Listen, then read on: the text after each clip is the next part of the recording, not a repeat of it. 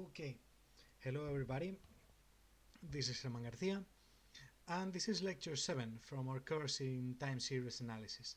Today we are talking about market microstructure. So, why it's important to know the microstructure behind the market? Okay, the first thing it does is allow us to compare different markets, for example NYSE and Nasdaq. Second, it can help us study price discovery, liquidity, volatility, the reasons behind why those variables behave as they do, in a word. The third reason is to understand the cost of trading, both intra and inter marketing. And four, it is important in learning the consequences of institutional arrangements. For example, non-synchronous trading, bid-ask bounds, changes in tick size, after-hour trading, daily price limits, all those depend heavily on where the market is placed, and so which institutions have actually some influence over them. So first of all, it's something we have talked about many times, and that's non-synchronous trading. Key implication about non-synchronous trading: it may induce serial correlations even when the underlying returns are independent and identically distributed. So, for a small setup, logarithmic returns are independent and identically distributed with mean mu and variance sigma squared. For each time index t, the probability of not having a trade is pi, a number between 0 and 1. And so if there is no trade, we can't observe r sub t. And so what is the observed log return series? RT super 0 at our current time. So our log return is given in this way. So the probability of our return being 0 is pi. The probability of it being RT is actually 1 minus pi squared. The probability of it being RT plus RT minus 1 is given like this, and all the way down. So we can use this relation to show that the variance of this variable is actually given this way. Sample variance, like this variance, plus 2 pi this mean squared divided by 1 minus pi, and the covariance of RT super 0 and any RT minus j is minus mu squared pi to the power of j. So this is actually quite simple to model and to work with. We only need the logarithmic returns to be independent and identically distributed.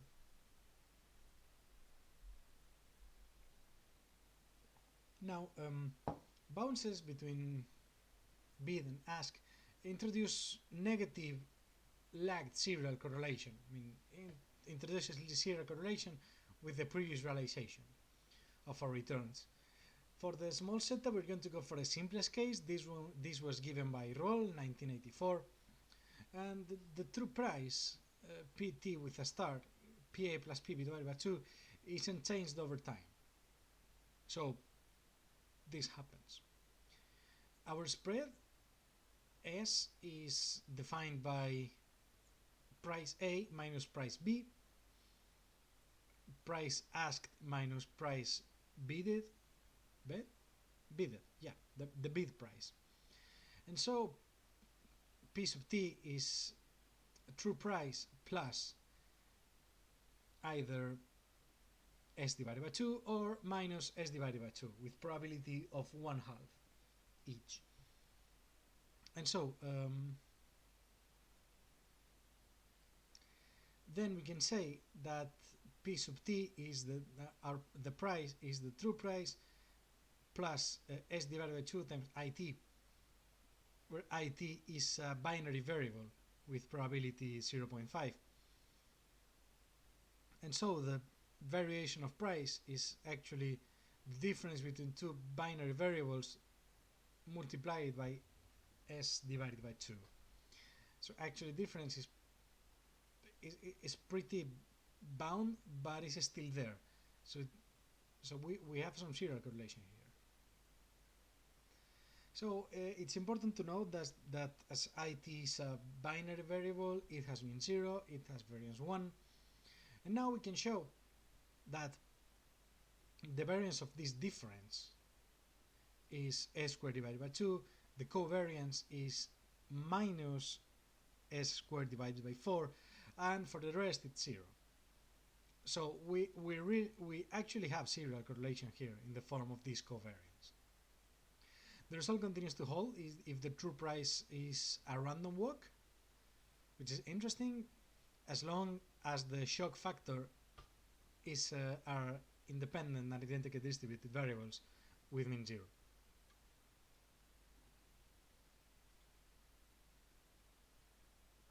Now, when we talk about observations taken within time intervals shorter than a day, we are talking about high frequency financial data.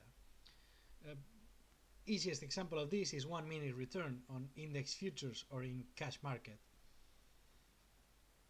Basically, it features several interesting things that is nice to observe. The first one is irregular time intervals.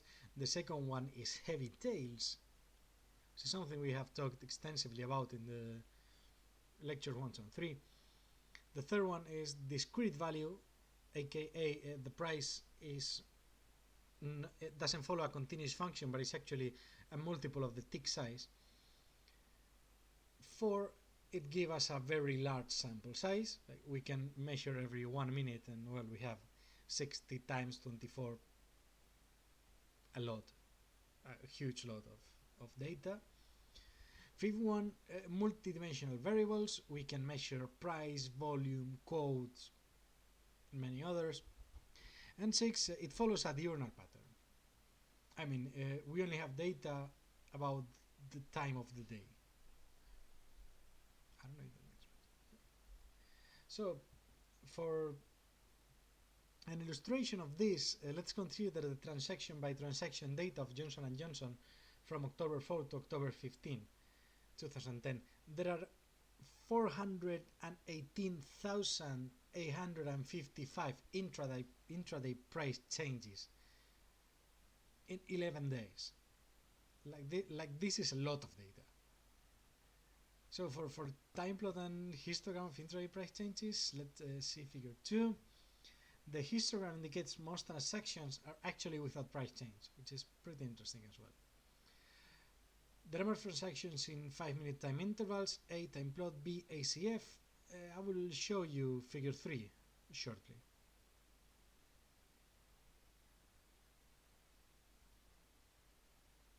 So this is the time plot. Here you see the price change, and you see that there's a lot of transactions here. All these flat segments are transactions without price change. So for the histogram, we see that most of the price changes are actually somewhere between 0 and minus 0.005, which is pretty controlled average. We have no outliers. We don't seem to have many interferences here. And so now here we have the time plot for number of transactions in 5-minute time intervals and its sample autocorrelation functions for Johnson & Johnson.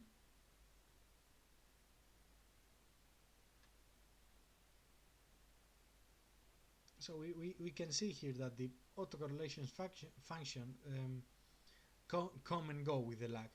At some point they are negative, and at some point they're positive, which might be obvious, but what I want to emphasize here is that these autocorrelation functions are changing cyclically, which actually speaks about periods of price rising, periods of price decreasing. Now, in the literature,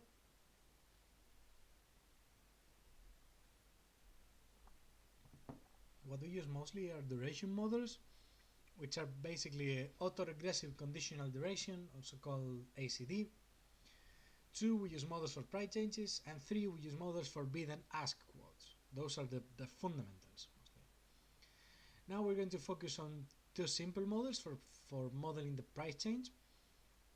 The first one being ordered Probit model by Hosman, Low and McKinley, and the second one is the ADS model by Redberg and Shepard, McCulloch and Tsai.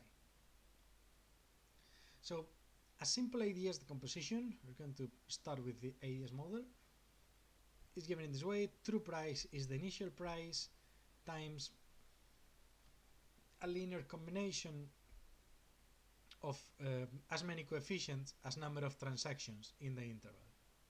Here coefficients C sub I are actually defined like A sub y, D sub y, S sub y, and that's why the model is called ADS. Here the A is called action. It's valued 1 if there is a change in price and 0 if there is no change in price. There's a direction, which is the D. If A sub 1 is exactly 1, I mean if there was price change. The D is takes value 1. If the price change was positive, takes value minus 1. If price change was negative. And size, given A sub y equals 1 and a direction, so it's a multiple of the tick size, like the smallest change the price can make. This variable price we can estimate using the logistic regression method. I mean, logarithm of this logistic regression over p is defined by the logarithm of p divided by 1 minus p, and this is actually a linear function of explanatory variables. So in order to see this in a bit more of detail, if we have two explanatory variables x and z, probability p sub y, which is what we're modeling here actually, is a probability, is related to the observer values x, that takes value xy, and z, that takes value zy. The equation is given here. Logarithm of probability divided by 1 minus itself is actually a coefficient plus a coefficient times the realization of the variable x plus another coefficient times the realization of variable c. This is equivalent. We can do a nice variable change there and solve this, and we have p sub I is e to the power of this divided by 1 plus e to the power of this. Okay, this has a lot of application. This is actually the typical logistic curve you must have seen in ordinary differential equations, but with several variables. And one of its most important applications is actually the probability of approving a loan based on social and economic variables of an applicant. So you can actually load this with different social and economic variables and use this model. In order to do logistic regression, we will use command glm, and for more specifications, action a sub y is governed by a logistic regression. It's the probability of there being a price change is given as a logistic regression over the previous data. The direction can be seen as the probability that the price goes up given the given previous realizations, and that there is a price change indeed, which is this function logit on these two variables. So logistic regression over these two, and given there was a price change and the nature of it, then we have this nice condition probability, and here this can be roughly approximated at 1 plus a geometric distribution, and this lambda sub uy and lambda sub dy verify a logistic equation. This logistic equation, basically. Here lambda ji divided by 1 minus lambda ji is a linear function of the previous realizations. Here instead of x1 and instead of xy zy, we might have several different realizations, and so this logistic regression must hold. The likelihood function for this model is defined this way: probability that the price change is S, given the previous realizations, is the probability that the size is S, given all this, times the probability of this sub y taking value 1, knowing that there is a change of price, and previous realizations, times the probability of a sub I taking value 1 given the previous realizations. So for an example, we are going to take 59,775 observations of IBM data. This is example 5.2. The textbook, our predicting variables are A, D, and S at period I-1, I mean action, direction, size, the volume of the previous trade divided by 1000, and BAY, which is the prevailing bid-ask spread. So for our model, the action is given as a logistic function of P sub I is beta 0 plus beta 1 A I minus 1. The direction is given as a regression of gamma I, which is delta 0 plus delta 1, direction in step I minus 1. And the size, logistic function of the gamma on this lambda is given as zeta j0 plus theta j1 times size in the previous realization, where j is either d or u. It's not important. It is important, but any of them goes. So the results of giving this model to R are these coefficients for the action, direction, size, which is pretty interesting because the standard error is comparatively pretty small, except here where it's pretty big comparatively. So the implication of this is that probability of a change price, of a price change, if we didn't have a price change before, is 0.258, and probability that we have a price change if we had another price change before is roughly a half. The relation of this odds ratio, because AI minus 1 is also a binary variable. So we have a 2 times 2 table over here. And so this is basically a Cayley table, okay? So this is our outcome, probability, the event we want to register, there is a change of price, there is no change of price, and here we have the condition. We had a change of price before, we didn't have a change of price before. And so we have these super nice expressions for the condition probabilities, which are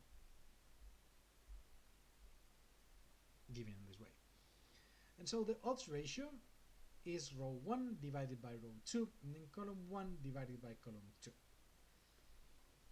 This is basically e to the power of beta 1.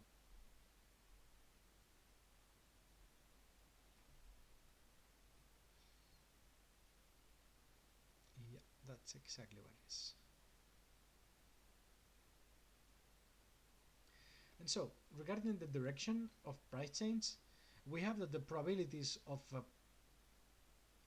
having a positive price change given previous data is roughly half if the price change was negative. This small number over here if the change in the previous realization was positive, and roughly 0.9 if the price change on the last one on the last realization was negative. Here I didn't mean negative, I mean null, like in no price change.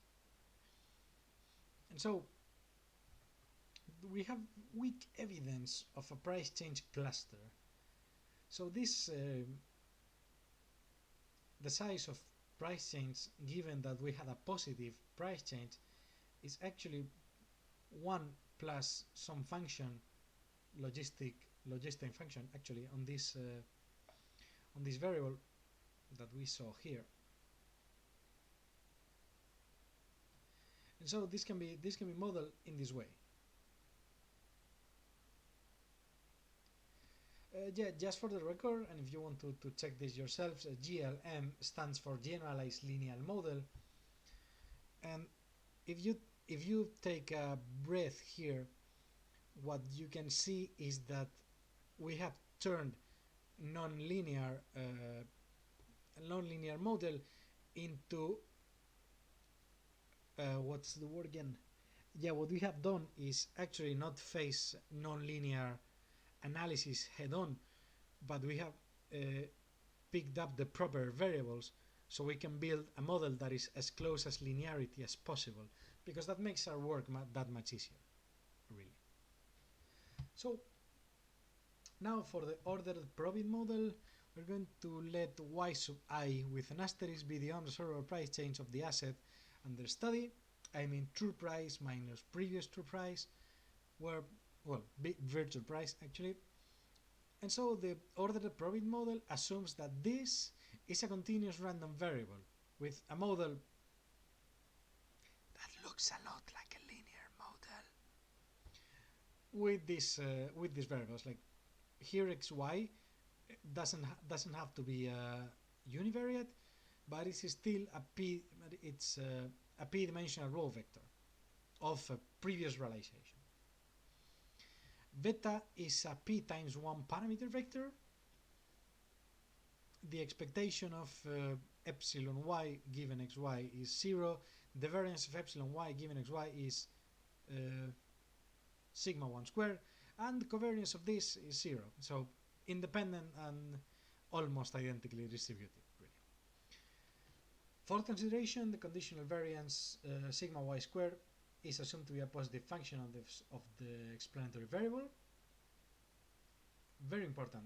Positive, it's a square. It's necessarily positive. So if we wanted to embed here a negative function, we would have problems. But I want you to acknowledge that this bulky product that might look a bit scary is actually a linear combination of the elements on the vector of variables and the vector of parameters. So it can be seen as a regular sum. It's a linear combination. So we are trying as hard as we can to bring linearity on the table. For financial transactions data, we make wy in this omega y may contain the time interval ty minus ti minus 1 and some conditional heteroscedastic variables. Typically, we could assume that the distribution of this given xy and omega y is basically a normal, like a normal distribution.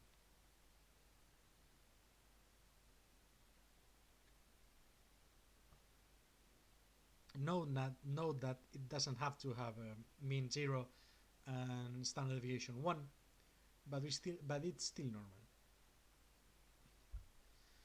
So now suppose that the observed price change y sub I may assume k amount of possible values.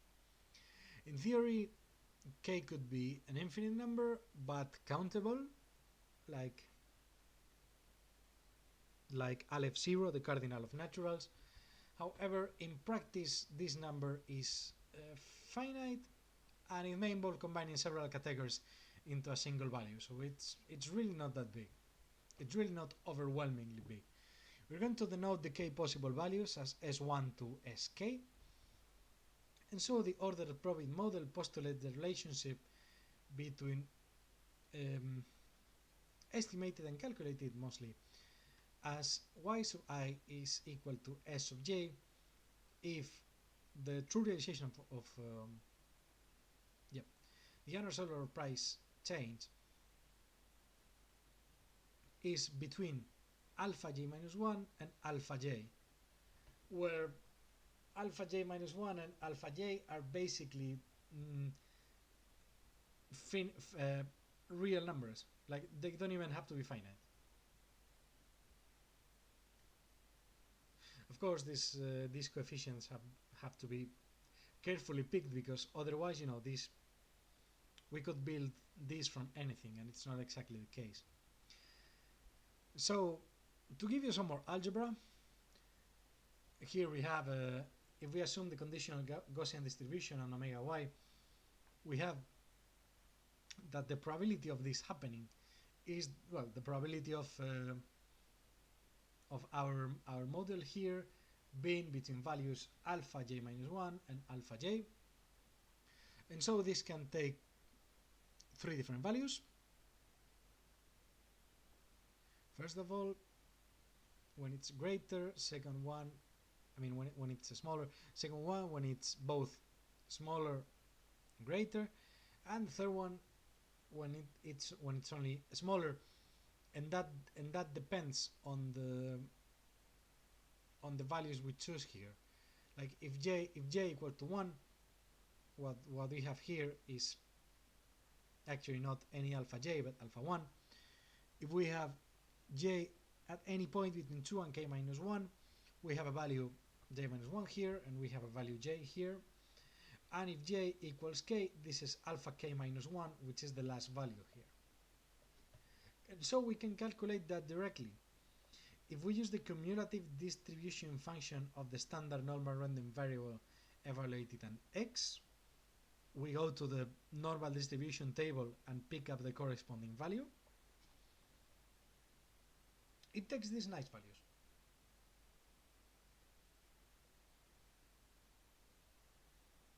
So here, for a quick reminder, we use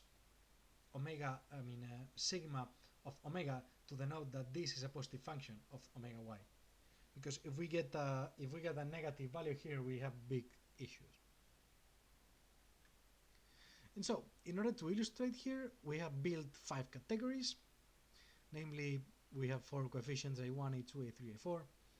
From definition, an ordered Probit model is driven by an unobservable continuous random variable. The observed values, which have a natural ordering, can be regarded as categories, like the values between minus infinity and this, the values between this and the other one. And so the ordered Probit model contains parameters beta, alpha y, and those in the conditional variance function, whatever they might be. These parameters can be estimated by 2 methods: maximum likelihood method and an old friend, right? Or Markov chain Monte Carlo methods. One can use the pol R of the R package mass to estimate this kind of models. So now we're going to check on a small example. Consider the intraday price changes of Caterpillar stock on January 4, 2010. There are 37,716 transactions during the normal trading hours, so that we have that exact same, roughly that's like exactly one less price changes. For simplicity, we can categorize the price change into 7 categories. Price changes smaller than -2, between -2 and -1, between -1 and 0, no price change, and symmetrically 0 to 1, 1 to 2, and small and greater than 2. Our analysis focuses on the dynamic dependence of intraday price changes. As such, we define the indicator, which is basically a dummy variable for lagged price changes, as 1 if this realization is true, and 0 if it doesn't happen. And here Sj denotes the jth category of price change. We call function ylj, and if the realization of y l steps before is in the category j, we put a 1, and otherwise we put a 0. This is an indicator function that will be used to isolate changes, so we can study them independently. We just multiply by this, and everything we are not interested in becomes 0 automatically. And so we employ the classifications of price changes for the previous 2 consecutive trades. With 7 categories, we only need 6 indicator variables in modeling. And we also employ the observed price changes for L equal to 1, 2, 3. We're talking about 1, 2, or 3 periods before, and the second lag, the transaction volume, defined in this way as a percentage of the actual volume, VI minus 2. We're not going to use price volume because price is relatively stable in a trading day, and so we have this nice sum over here. So for simplicity, we're going to assume this variance is constant, and we have the following boundary partitions. We have our alphas, and here are the parameters for the Probit model. Please note that estimates are negative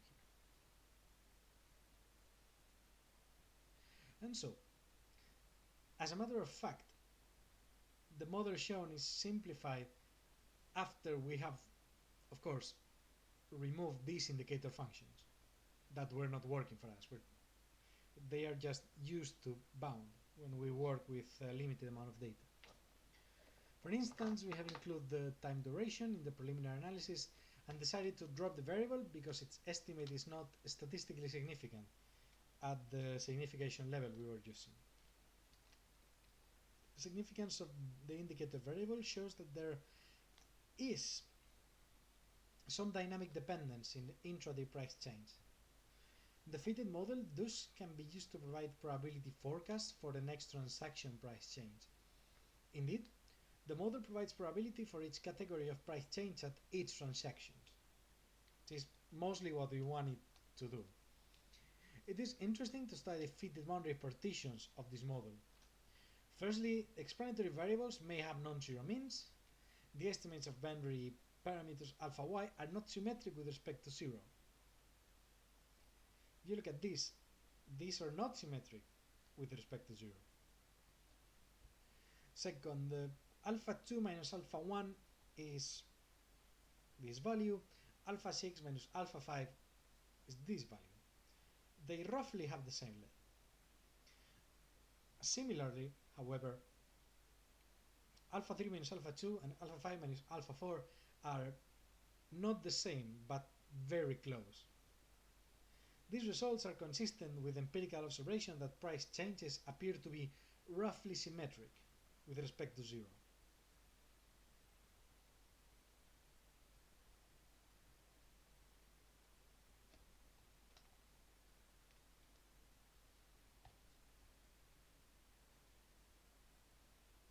And you may be wondering, why is this important? This is important because we have talked about omega y not being a normal distribution with mean 0 and any standard deviation 1, but any Gaussian distribution, and this suggests that our price change data actually follows a sort of normal distribution, at least is symmetric. It might be moved to the left in this case, but it still shows some good characteristics. So for final implication, the model implies that actually the price change belonging to a category which is j or less is actually the cumulative distribution functions of the corresponding coefficient minus all the big sum. And here, which is interesting, is that this function is the cumulative distribution function of a normal 0, 1. See,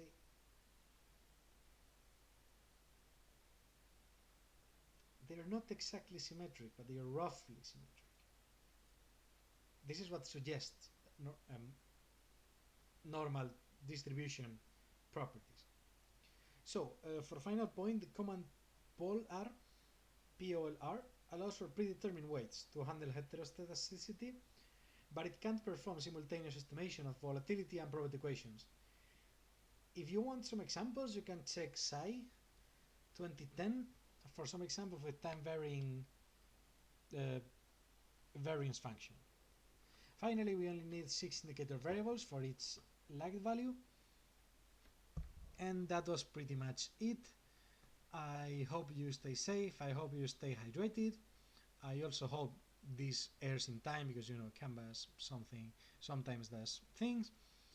And this was pretty much it for me. I hope you learn a lot from this. Stay safe, stay hydrated, and have a nice day.